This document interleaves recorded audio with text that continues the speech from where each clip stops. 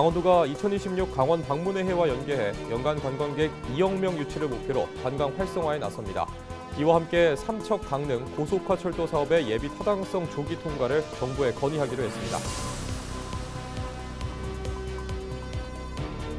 태권도 중심 도시를 표방하는 춘천시가 지자체 최초로 장애인 태권도 실업팀을 창단한 지 넉 달 만에 세계대회에서 메달을 휩쓸고 있습니다. 춘천시 장애인 태권도 실업팀은 이제 또다시 세계 정상을 노리며 오늘도 땀을 흘리며 훈련에 열중하고 있습니다. 강원특별자치도가 폐광 지역을 석탄산업 전환 지역으로 육성해 나가는 작업에 속도를 냅니다. 올해부터 5년 동안 폐광 지역 4개 시군을 대상으로 2조 3천억 원을 투입할 계획입니다. 원주시 단구동 산 112의 1번지 일대에 조성되는 메가데이터 도시 첨단 산업단지의 산업단지 계획이 최종 승인됐습니다.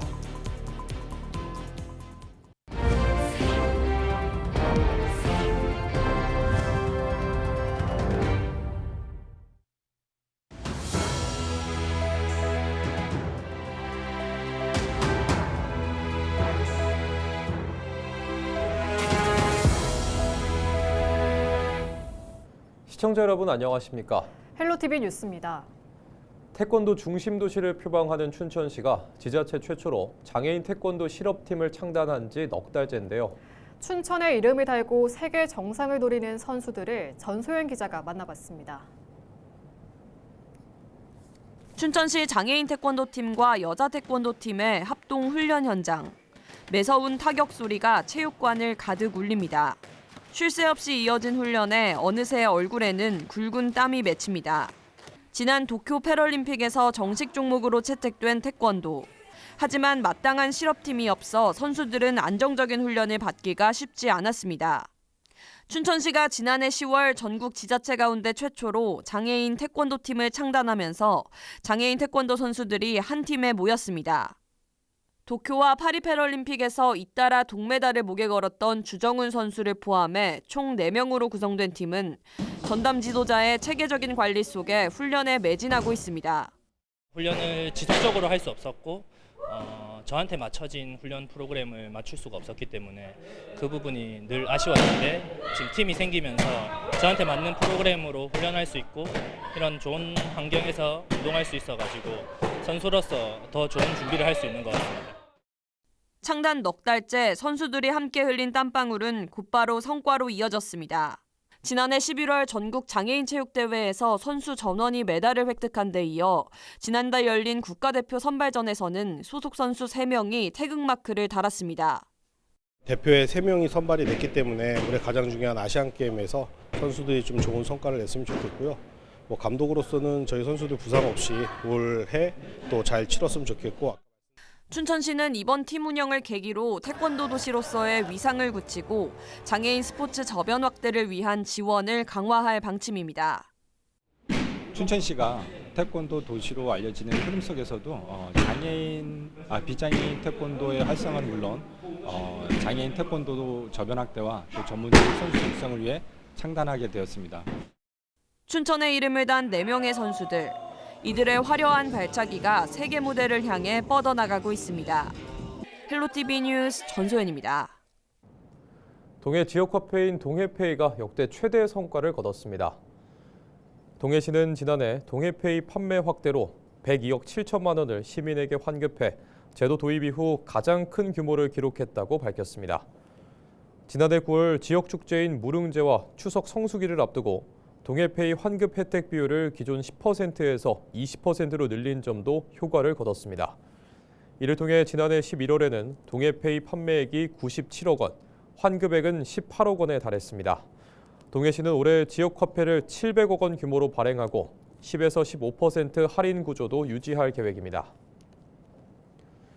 원주시 단구동 산 112의 1번지 일대에 조성되는 메가데이터 도시 첨단 산업단지에 산업단지 계획이 최종 승인됐습니다. 이에 따라 단구동 일대 약 9만 5천여 제곱미터 부지에 도시 첨단 산업단지 조성 사업이 본격적으로 추진될 예정입니다. 산업단지는 정보통신기술 기반 산업 육성과 지역 내 첨단 산업 인프라 확충을 목표로 조성되는 도시 첨단 산업단지입니다. 강원도가 2026 강원 방문의 해를 통해 관광객 2억 명 유치를 목표로 내걸었습니다. 관광 인프라 확충과 국제 행사 개최는 물론 삼척, 강릉 고속화 철도 등 교통망 개선에도 속도를 내겠다는 건데요. 강원도가 국내를 넘어 세계적인 관광지로 도약할 수 있을지 주목됩니다. 보도에 최성식 기자입니다. 지난해 강원도를 찾은 관광객은 1억 5,460만 명. 2024년보다 480만 명이 늘었는데 강원도 개청 이래 역대 최고치를 기록했습니다. 강원도는 2026 강원 방문의 해와 연계해 관광객 2억 명 달성을 목표로 내걸고 양적 질적 성장을 공언했습니다. 강원도는 올해 대규모 관광 인프라 조성과 국제 행사를 통해 관광객 유치를 확대하겠다는 전략입니다. 먼저 강릉 관광거점 도시 육성 사업이 올해 마무리됩니다. 경포호수 일대에 관광 인프라를 조성하고 콘텐츠를 확충하는 데 7년간 900억 원 넘는 예산이 투입됐습니다. 고성 송지호 해변에서 죽도, 일명 대섬을 잇는 고성 해상길도 새로 열립니다. 길이 631m, 폭 6m 규모의 해상 연륙교로 섬과 해변, 바다를 한눈에 조망할 수 있는 차별화된 관광시설로 기대를 모읍니다. 이와 함께 강릉 주문진 해수욕장 일대에 지하 1층, 지상 9층, 120실 규모의 소방 심신 수련원이 전국에서 처음으로 추진됩니다. 양양의 해양레포츠 실내교육원 건립과 영월 복례산 관광 거점화 사업 등도 올해 동시에 시작됩니다. 특히 이 영동 지역으로 관광을 아주 정말 집중적으로 관광 산업에 투입을 해서 강원 방문의 해를 성공적으로 마무리하겠다, 이런 전략을 가지고. 설악산 5색 케이블카 조성 사업은 희귀식물 이식 작업이 마무리되면 가설삭도 공사에 들어가는 등 사업이 본격화됩니다. 또 강릉 평창 대관령 케이블카와 고성 울산바위 케이블카 조성 사업도 구체화됩니다. 두 가지 다 지금 사전 행정 절차에 지금 집중하고 있다는 말씀드리고, 지금 현재 뭐 진행이 하나 되면은 이제 저희 통과가 된다면은 이제 바로 저희가 이제 기본 계획 수립하고 사업 설계 들어갈 수 있도록 그렇게 할 계획입니다. 강릉에서 부산을 잇는 동해선 철도에 지난달 말부터 KTX 이음 열차가 투입돼 이동 시간이 기존 5시간에서 3시간 50분으로 단축됐습니다. 다만 선로가 노후돼 운행 속도가 시속 70km에 불과한 삼척에서 강릉 구간은 개량이 시급한 상황입니다. 강원도는 삼척 강릉 고속화 철도 사업의 예비 타당성 조사 조기 통과를 정부에 요청하기로 했습니다. 드디어 이제 그 기재부 최종 평가 회의가 이달 중에 열릴 것으로 좀 예상이 됩니다. 여기에 해당되는 지자체장님들과 같이 가서 여기에 대한 필요성을 마지막까지 역설을 하겠습니다. 올해 6월 열리는 2026 강릉 세계 마스터즈 탁구 선수권 대회와 10월 예정된 ITS 강릉 세계총회 등 국제 행사도 지역 경제 활성화에 큰 도움이 될 것으로 기대됩니다. 강원도가 국내 관광 수도를 넘어 세계적인 관광지로 발돋움할지 주목됩니다. 헬로티비 뉴스 최성식입니다. 네, 특히 김진태 강원자치도지사는 강릉 지역 최대 현안으로 삼척 강릉 고속화 철도 사업을 꼽았는데요. 예타 통과에 대한 강력한 의지도 드러냈습니다. 이어서 김 지사의 현장 발언 들어보시겠습니다.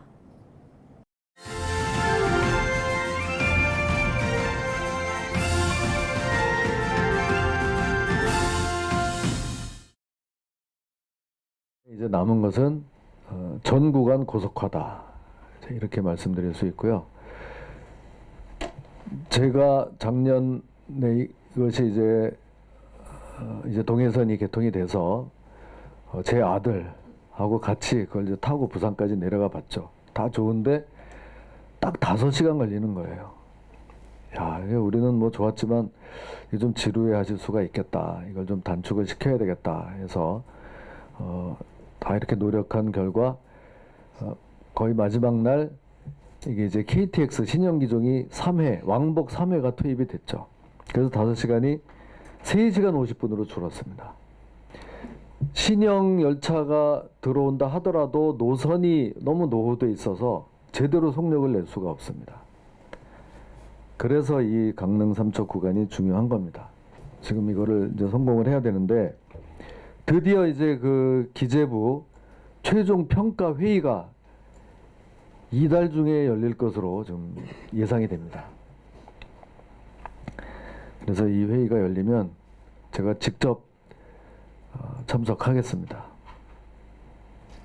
가서 그 여기에 해당되는 지자체장님들과 같이 가서 여기에 대한 필요성을 마지막까지 역사를 하겠습니다.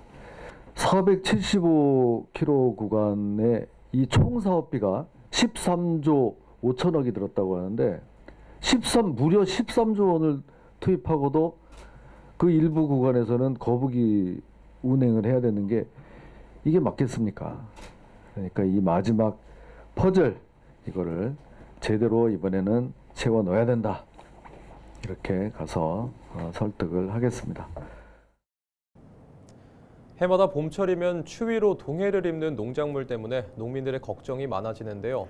과수 전용 페인트를 이용해 동해 피해를 막을 수 있게 됐습니다. 김남호 기자가 보도합니다. 겨울나기를 준비하는 사과 과수원입니다. 과일나무 아랫부분에 페인트를 덧칠하는 작업이 한창입니다. 나무 줄기에 흰색 수성 페인트를 바르면 낮에는 햇빛이 반사되면서 나무 껍질 온도가 과도하게 올라가는 것을 막을 수 있습니다. 밤에는 기온 하강으로 인한 껍질 균열도 예방할 수 있습니다. 이 같은 동해 예방 용도로 볏짚이나 스펀지들을 활용하던 농가들은 반기고 있습니다. 기존에 이제 뭐 볏짚이라든가 아니면 어는 거 방지하는 스펀지 형태 이런 제품들을 사용하기도 하는데요. 과수 전용 페인트인데 농가가 쉽게 구매해서 사용할 수 있는 용도로 나왔으면 좋겠다는 생각을 하고 있습니다. 동해를 예방하는 과수 전용 흰색 수성 페인트는 농촌진흥청과 KCC가 공동 개발했습니다. 아무것도 바르지 않은 나무는 낮 동안 13도 이상 온도가 올라갔지만 전용 페인트를 바른 나무는 상승폭이 3도 안팎에 그쳤습니다. 과수나무에 반복적으로 발생하는 동해 피해 원인을 분석하였고 나무 생장을 따라가는 높은 신장률, 눈, 비에 잘 버티는 내수성, 그리고 나무의 급격한 온도 상승을 억제하는 차열 성능까지 동시에 확보한 페인트입니다. 나무 성장에 맞춰 늘어나는 신장률을 기존 페인트보다 20배 이상 강화해 페인트막이 갈라지는 단점을 보완했습니다. 햇빛을 반사하거나 차단하는 비율도 기존 페인트보다 5에서 7%포인트 더 높였습니다. 겨울철 한파와 이상 저온에 의해서 이제 과수 농가에서는 이제 나무가 이제 피해를 입는 그런 문제가 좀 심각한 그런 상황입니다. 그래서 저희가 동해 피해를 좀 예방하는 것이 가장 중요하다라고 할 수 있는데 저희가 과수에 적합한 백색 수성 페인트를 개발하게 되었습니다. 겨울철 기온 변화가 커지면서 과일나무가 얼어 껍질이 갈라지는 동해 피해. 과수 전용 페인트를 이용해 동해 피해도 번거로운 일손도 줄일 수 있게 됐습니다. 헬로티비 뉴스 김나우입니다. 강원특별자치도가 폐광 지역을 석탄산업 전환 지역으로 육성해 나가는 작업에 속도를 냅니다. 올해부터 5년간 폐광 지역 4개 시군을 대상으로 87개 사업에 2조 3,669억 원을 투입합니다. 분야별로는 대체산업 분야 23개 사업에 1조 5,679억 원에 태백 청정 메탄올 클러스터와 삼척 중입자 의료 클러스터 등을 조성합니다. 한편 폐광지역 명칭은 폐특법 일부 개정에 따라 오는 3월 31일부터 석탄산업 전환지역으로 변경됩니다.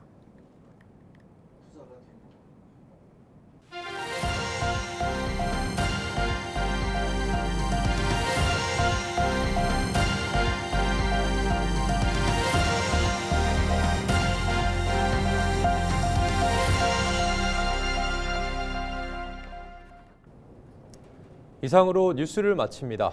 시청해주신 여러분 고맙습니다.